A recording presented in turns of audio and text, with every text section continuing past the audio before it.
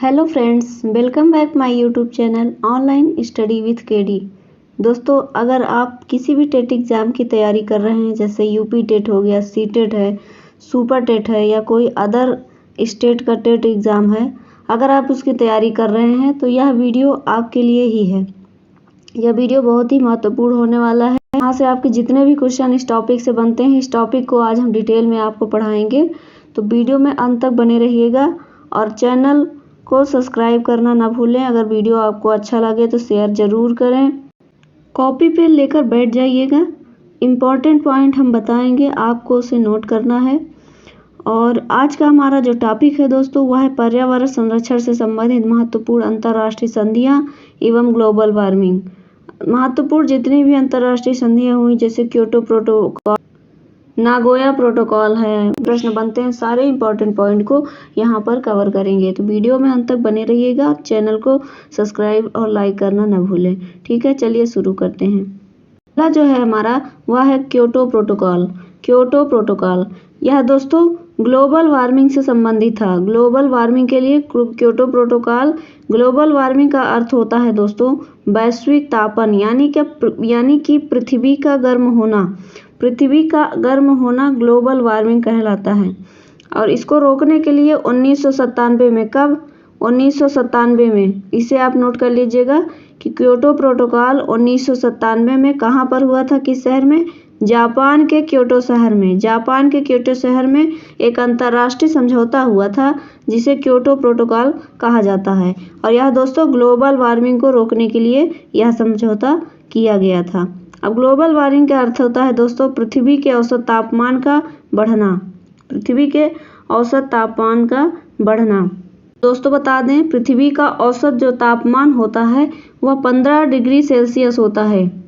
पृथ्वी का औसत तापमान, अगर इससे ज़्यादा तापमान बढ़ता है तो वह ग्लोबल वार्मिंग कहलाता है। ठीक है। और दोस्तों बता दें, ग्लोबल वार्मिंग के लिए कुछ गैसें भी उत्तरदायी हैं। कुछ गैसें भी ग्लोबल वार्मिंग के लिए उत्तरदायी हैं। जो ग्लोबल वार्मिंग के लिए सबसे ज़्यादा उत्तरदायी गैस है वह है आपका CO2, यानी carbon dioxide. Carbon dioxide global warming के लिए सबसे ज़्यादा उत्तरदायी है। और ग्लोबल वार्मिंग के लिए अन्य गैसें भी उत्तरदायी, जैसे मेथेन हो गया, नाइट्रस ऑक्साइड है, क्लोरोफ्लोरोकार्बन है। यह सब ग्लोबल वार्मिंग के लिए उत्तरदायी गैसें हैं। जैसे कि कुछ प्रश्न और भी पूछे जाते हैं इंपॉर्टेंट, वायु प्रदूषण के लिए सबसे ज़्यादा उत्तरदायी गैस कौन सा है? तो वह आपका CO है। ठीक है, CO है। ओजोन परत के लिए सर्वाधिक उत्तरदायी गैस कौन सी है? ओजोन परत के लिए, क्षरण के लिए सर्वाधिक उत्तरदायी गैस है CFC, यानी क्लोरोफ्लोरोकार्बन। भोपाल गैस त्रासदी के लिए सर्वाधिक उत्तरदायी गैस कौन सा है दोस्तों? तो वह है आपका मिथाइल आइसोसाइनेट। जो भोपाल गैस त्रासदी हुआ था उसके लिए सर्वाधिक उत्तरदायी गैस है।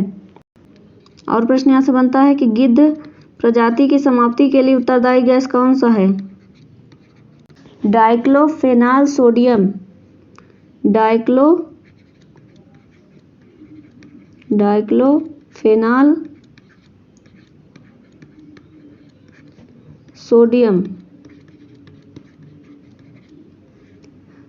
सोडियम गैस उत्तरदायी है। और प्रश्न यहाँ से बनता है, अम्ल वर्षा के लिए सर्वाधिक उत्तरदायी गैस कौन सा है? अम्ल वर्षा के लिए सर्वाधिक उत्तरदायी गैस कौन सा है? तो वह सल्फर डाइऑक्साइड है। ठीक है, सल्फर डाइऑक्साइड है। यह हो गया आपका ग्लोबल वार्मिंग के लिए उत्तरदायी गैसें। और कुछ अन्य गैसें जो किसी अन्य टॉपिक के लिए भी उत्तरदायी होती हैं, उसको भी मैंने यहाँ पर बता दिया है। इन सारी पॉइंट को आप नोट कर लीजिएगा। चलिए अगले पॉइंट की ओर बढ़ते हैं। अब हम यहाँ पर देखेंगे दोस्तों कि ग्लोबल वार्मिंग के लिए उत्तरदायी कारक कौन कौन से हैं। ग्लोबल वार्मिंग के लिए औद्योगिकरण का तीव्र विस्तार ग्लोबल वार्मिंग के लिए सर्वाधिक उत्तरदायी है, क्योंकि उद्योगों का बढ़ना, पेड़ों को पौधों को काट करके फैक्ट्रियाँ बनाना, घर बनाना इत्यादि, यह सब भी ग्लोबल वार्मिंग के लिए उत्तरदायी माने जाते हैं।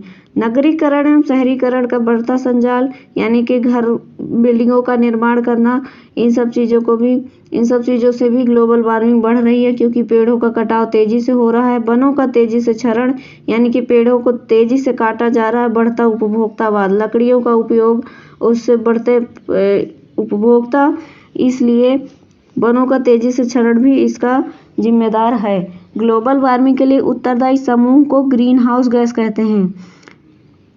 ग्रीन हाउस गैस पूछे कि किसको कहते हैं, तो वह ग्लोबल वार्मिंग के लिए उत्तरदायी जो समूह होता है उसे ग्रीन हाउस गैस कहते हैं। ग्लोबल वार्मिंग के लिए दोस्तों जीवाश्म ईंधन जो प्रयोग किया जाता है, जीवाश्म ईंधन यानी कि पेट्रोल, कोयला, डीजल, इन सब चीज़ों का उपयोग होता है। उससे जो धुआं निकलता है उससे भी पृथ्वी गर्म होती है। पृथ्वी का गर्म होना ही ग्लोबल वार्मिंग कहलाता है। तो यह सब कारक भी ग्लोबल वार्मिंग के लिए जिम्मेदार हैं। और अगर पूछे कि ग्लोबल वार्मिंग के लिए और क्या जिम्मेदार है, तो आपका जल वाष्प है। जल वाष्प भी ग्लोबल वार्मिंग के लिए जिम्मेदार है। और ग्लोबल वार्मिंग के लिए सर्वाधिक उत्तरदायी देश कौन सा है, तो वह आपका चीन है। चीन है, इसे ध्यान रखिएगा। अगर देश पूछे कि ग्लोबल वार्मिंग के लिए सर्वाधिक उत्तरदायी देश कौन सा है, वह आपका चीन है। और प्रश्न पूछता है दोस्तों, कार्बन टैक्स लगाने वाला विश्व का पहला देश कौन सा है, वह आपका न्यूजीलैंड है। आपका न्यूजीलैंड है कार्बन टैक्स लगाने वाला पहला देश। कार्बन व्यापार दोस्तों पूछा गया है परीक्षाओं में कि कार्बन व्यापार करने वाला भारत का पहला राज्य, कार्बन व्यापार करने वाला भारत का पहला राज्य कौन सा है, वह आपका हिमाचल प्रदेश है। कौन सा है, हिमाचल प्रदेश। और दोस्तों पूछेगा कि पेरिस समझौता से अलग होने वाला पहला देश, वह आपका यूएसए है। ठीक है। ग्लोबल वार्मिंग के लिए सर्वाधिक उत्तरदायी देश चीन है, यह आपको बता दिया गया। यहाँ से इतने इम्पोर्टेंट पॉइंट है, इस सब चीज़ों को नोट कर लीजिएगा। चलिए बढ़ते हैं अगले पॉइंट की ओर। अब हम इसमें देखेंगे दोस्तों कि ग्लोबल वार्मिंग का प्रभाव क्या है। ग्लोबल वार्मिंग का प्रभाव पड़ेगा तो क्या चीज़ें होंगी, ये सारी चीज़ें हम यहाँ पर समझेंगे कि ग्लोबल वार्मिंग जब दोस्तों बढ़ेगा तो ग्लेशियर पिघलेगा, हिमनद तेजी से पिघलेंगे, जिससे समुद्र का जल स्तर बढ़ जाएगा। जब बर्फ पिघलेगी दोस्तों तो जब समुद्र का जल स्तर बढ़ेगा, जल प्रलय की आशंका व्यक्त किया जाता है, यानी कि बाढ़ की आशंका व्यक्त किया जा रहा है। मच्छर, जब बाढ़ आएगा तो मच्छर पैदा होंगे, मच्छर जनित बीमारियों का प्रकोप बढ़ेगा। ठीक है, जैसे मलेरिया है, डेंगू है, चिकनगुनिया है, ये सब चीज़ें बढ़ेंगी। त्वचा जनित बीमारियों का प्रकोप बढ़ेगा, जैसे दांत, खाज, खुजली, एक्जिमा इत्यादि। प्राकृतिक आपदाओं के बारंबारता में वृद्धि होगी, जैसे कि वृद्धि ऐसे होगी जैसे कहीं पर बाढ़ है, कहीं पर सूखा है, कहीं पर सुनामी है, चक्रवात है, ऐसी सारी घटनाएं घटित होंगी ग्लोबल वार्मिंग के बढ़ने से। सामाजिक संघर्ष बढ़ जाएगा दोस्तों। कृषि उत्पादन तेजी से घटेगा, यानी कि जैसे कि बाढ़ आ जाएगी तो फसलें नष्ट हो जाएंगी, तो खाद्यान्न उत्पादन जो है घट जाएगा, तो उस खाद्यान्न संकट उत्पन्न हो जाएगा। जल संकट बढ़ेगा, शुद्ध जल की आपूर्ति बंद हो जाएगी, जल प्रदूषित हो जाएगा, तो जल संकट बढ़ जाएगा। ये सारी चीज़ें ग्लोबल वार्मिंग के प्रभाव से होंगी। इन सारे पॉइंट को आप लिखते जाइएगा, साथ में नोट करते जाइएगा और एक नोट्स बना लीजिएगा। आपकी रेगुलर कंटिन्यू क्लास चलेगी। चैनल को सब्सक्राइब करना ना भूलें। हम आपके लिए इतना मेहनत कर रहे हैं, तो आप हमें मोटिवेट करने के लिए हमारे चैनल को सब्सक्राइब कर सकते हैं, शेयर कर सकते हैं, जिससे हमें मोटिवेशन मिले और हम और अच्छे वीडियो, अच्छे टॉपिक आपके लिए ला सकें। तो अगला पॉइंट है हमारा ग्लोबल वार्मिंग को रोकने के उपाय। ग्लोबल वार्मिंग को किस तरह से रोका जा सकता है। सतत विकास, धारणीय विकास, टिकाऊ विकास का अर्थ है दोस्तों प्रकृति के साथ विकास को धारणीय विकास या टिकाऊ विकास कहा जाता है, यानी कि ऐसा विकास जिसमें प्रकृति को नुकसान पहुंचाए बिना हम विकास करें, उस विकास को सतत या धारणीय या टिकाऊ विकास कहते हैं। नवीकरणीय ऊर्जा स्रोत को प्रोत्साहित किया जाए। नवीकरणीय ऊर्जा स्रोत को प्रोत्साहित किया जाए, जैसे दोस्तों नवीकरणीय ऊर्जा कौन कौन सी होती है, जैसे सौर ऊर्जा हो गई, पवन ऊर्जा है, बायोडीजल है, बायोमास है। बायोमास ऊर्जा जो है वह कचड़े से बनाया जाता है। बायोगैस है, ये गोबर से बनाया जाता है। हाइड्रोजन ऊर्जा है जो कि पानी से बनाया जाता है। भूतापी ऊर्जा, ज्वारीय ऊर्जा इत्यादि ऊर्जाओं को प्रोत्साहित किया जाए। ठीक है, ऐसी ऊर्जा जो कभी नष्ट न हो। वृक्षारोपण को प्रोत्साहित किया जाए, जिससे हमारा वातावरण अच्छा बना रहे। ठीक है।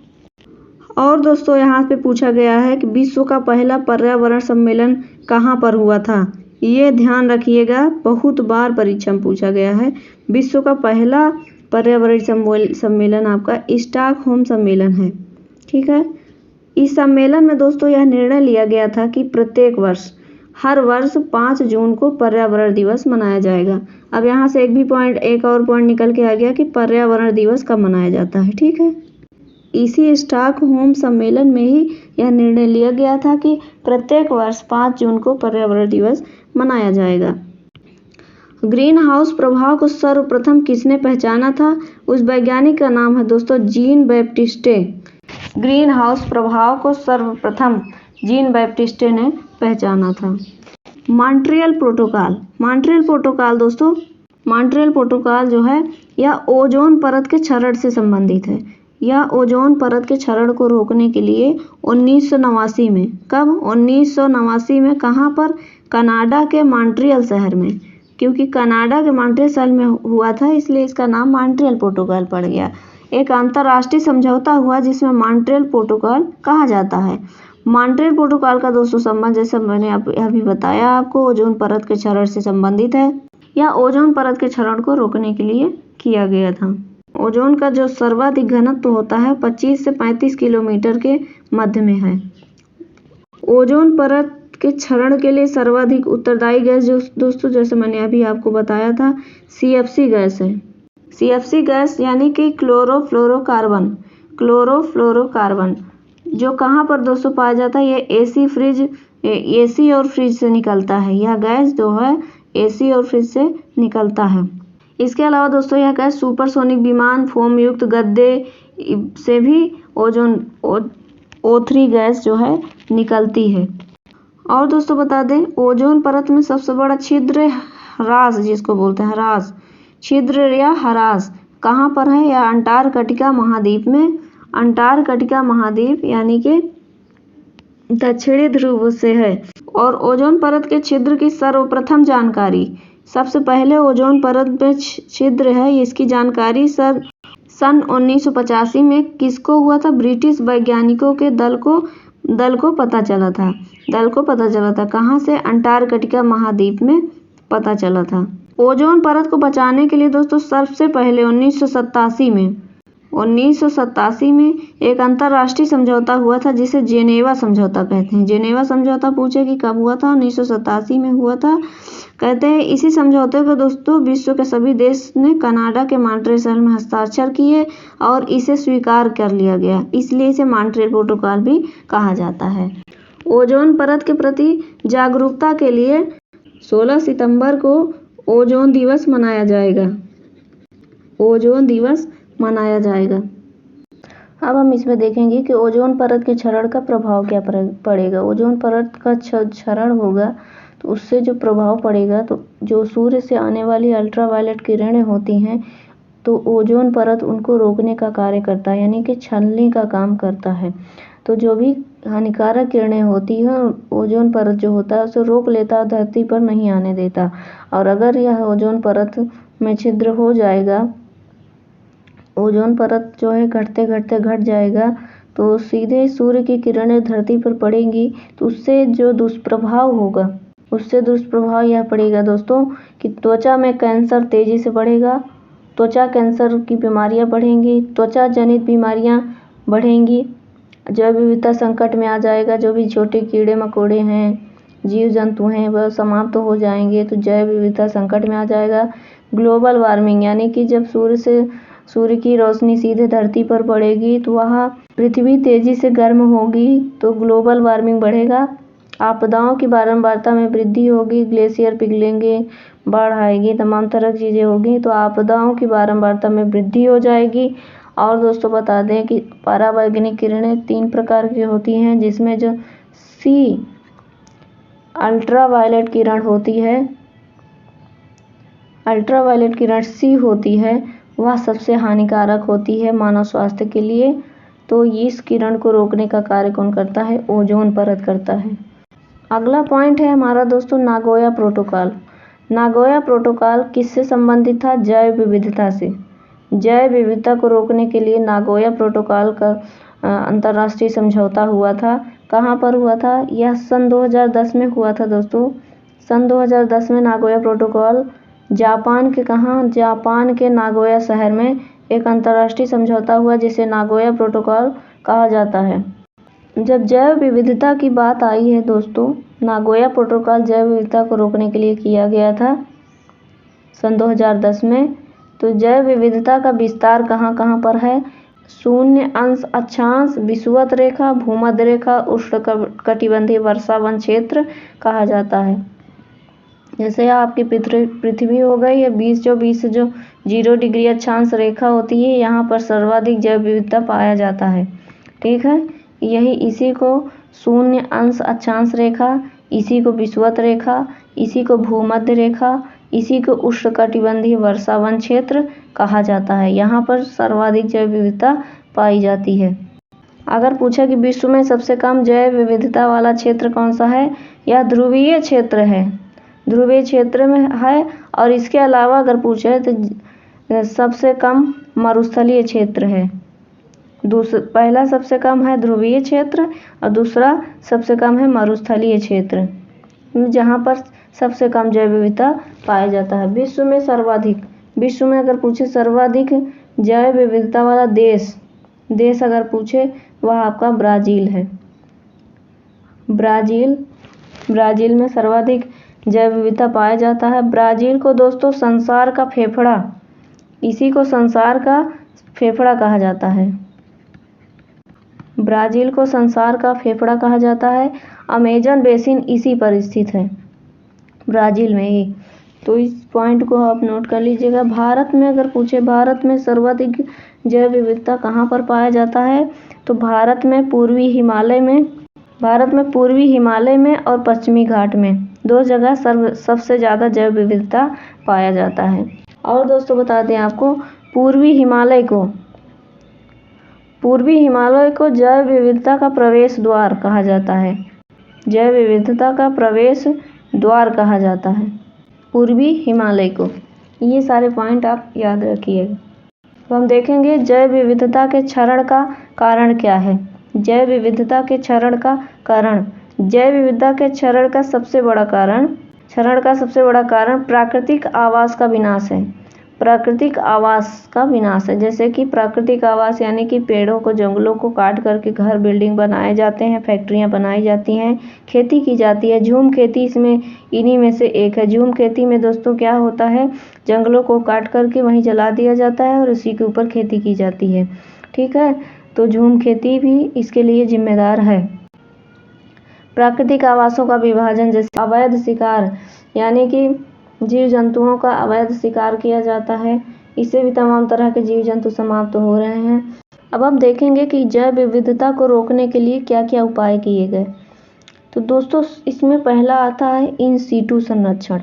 अब इन सीटू संरक्षण क्या है? जब किसी जीव या जंतु को या वनस्पति को उसके आवास में ही, यानी जीव जंतु जहाँ भी जंगल में रहते हैं उसी स्थान को संरक्षित कर दिया जाए। यानी कि जब किसी जीव जंतु या वनस्पति को उसके आवास में ही संरक्षण प्रदान किया जाए, उसे इन सीटू संरक्षण कहते हैं। अब इन सीटू संरक्षण के अंतर्गत कौन कौन से आते हैं? जैसे आपका राष्ट्रीय उद्यान है, राष्ट्रीय उद्यान हो गया, पक्षी अभ्यारण्य हो गया, टाइगर रिजर्व हो गया, टाइगर रिजर्व क्षेत्र हो गया, वन्य जीव अभ्यारण्य हो गया, जैव मंडलीय आरक्षित क्षेत्र हो गया। ये सारे आपके इन सीटू संरक्षण के अंतर्गत आते हैं। दूसरा संरक्षण है हमारा एक्स सीटू संरक्षण। एक्स सीटू संरक्षण किसे कहते हैं? जब किसी जीव जंतु या वनस्पति को उसके आवासीय क्षेत्र से बाहर निकालकर, यानी कि वो जहाँ पर रहता है उसको दूसरे स्थान पर संरक्षित करना क्या कहलाता है? एक्स सीटू संरक्षण कहलाता है। इस संरक्षण के अंतर्गत क्या क्या आता है दोस्तों? जैसे कि हो गया आपका चिड़ियाघर, यानी ऐसा संरक्षण जो मनुष्य द्वारा बनाया गया हो उस पर जीव जंतुओं को संरक्षित किया जाए। चिड़ियाघर हो गया आपका, लायन सफारी पार्क हो गया, यह आपका इटावा में स्थित है। इटावा में स्थित है। वाइल्ड सफारी पार्क ये आपका रीवा में स्थित है। शुक्राणु बैंक तरल नाइट्रोजन को जिनको संरक्षित करके रखा जाता है XC2 संरक्षण के अंतर्गत आती हैं। और दोस्तों बता दें आपको, प्रत्येक वर्ष जैव विविधता दिवस 22 मई को जैव विविधता दिवस मनाया जाता है। विविधता दिवस कब मनाया जाता है? 22 मई को अंतर्राष्ट्रीय जैव विविधता दिवस मनाया जाता है। अगला पॉइंट है हमारा रामसर समझौता। रामसर समझौता किससे संबंधित था? या आर्द्र भूमि या नम भूमि को संरक्षित करने से संबंधित था। आर्द्र भूमि या नम भूमि को संरक्षित करने से संबंधित था। यह 1971 में ईरान के रामसर शहर में हुआ था। क्योंकि रामसर शहर में हुआ था इसलिए इस समझौता का नाम रामसर समझौता पड़ गया। रामसर समझौता के अनुसार दोस्तों आर्द्र भूमि या नम भूमि को संरक्षित करने के लिए भारत सरकार के द्वारा जो है वह 27 स्थानों को, अगर प्रश्न पूछे कितने स्थानों को भारत सरकार द्वारा संरक्षित किया गया, 27 स्थानों को संरक्षित करने की घोषणा की गई। किस समझौता के अंतर्गत? रामसर समझौता के अंतर्गत। यह किससे, रामसर समझौता किससे संबंधित था? आर्द्र भूमि या नम भूमि को संरक्षित करने से किया गया था। दोस्तों चिल्का झील यह उड़ीसा में स्थित है। और दोस्तों यह भारत की सबसे बड़ी झील है। कैसी झील है? खारे पानी की सबसे बड़ी झील है। कौन सी? चिल्का झील। दूसरा आपका किया गया था बुलर झील, यह जम्मू कश्मीर में है। जम्मू कश्मीर में स्थित है। यह भारत की सबसे बड़ी है। भारत की सबसे बड़ी मीठे पानी की झील है। वेम्बनाड झील यह केरल में है। कहाँ पर है? यह केरल में स्थित है। यह भारत की सबसे लंबी झील है। अगर पूछे कि भारत की सबसे लंबी झील कौन सी है तो आपकी वेम्बनाड झील है। सबसे लंबी झील यह है। कोल्लेरू झील यह आपका आंध्र प्रदेश में है। कहाँ पर है? यह आंध्र प्रदेश में है। अष्टमुडी झील यह आपका केरल में है। अष्टमुडी झील पर ही दोस्तों केवलादेव राष्ट्रीय उद्यान जो कि भरतपुर राजस्थान में है और घाना पक्षी अभयारण्य इसी के अंदर है। कहाँ पर? केवलादेव राष्ट्रीय उद्यान के अंदर। केवलादेव राष्ट्रीय उद्यान के अंदर क्या है? घाना पक्षी अभयारण्य इसी के अंदर है जो कि राजस्थान में के भरतपुर में स्थित है। घाना पक्षी अभयारण्य को दोस्तों पक्षियों का स्वर्ग भूमि कहा जाता है। इस सारे पॉइंट को आप नोट करिएगा। और किसको संरक्षित किया गया था? सुंदरवन राष्ट्रीय उद्यान कहाँ पर है? यह आपका पश्चिम बंगाल में है। बंगाल टाइगर, रॉयल टाइगर इसी में पाए जाते हैं दोस्तों। सुंदरवन राष्ट्रीय उद्यान में ही बंगाल टाइगर पाए जाते हैं। फिर आपका आता है लोकटक झील, यह आपका मणिपुर में है। यह पूर्वोत्तर भारत की सबसे बड़ी झील है। पूर्वोत्तर भारत की सबसे बड़ी झील मणिपुर है। और इसी पर दोस्तों लोकटक झील में ही केबुल लामजाओ जो भारत का एकमात्र तैरता हुआ नेशनल पार्क है इसी पर स्थित है। और दोस्तों क्या किया गया था? इसी समझौता के अंतर्गत यानी रामसर समझौता के अंतर्गत ही यह निर्णय लिया गया था कि प्रत्येक वर्ष 2 फरवरी को, कब? 2 फरवरी को आर्द्र भूमि दिवस। अब यहाँ पर आपको लगभग इस वीडियो से 3-4 दिवस याद हो जाएंगे।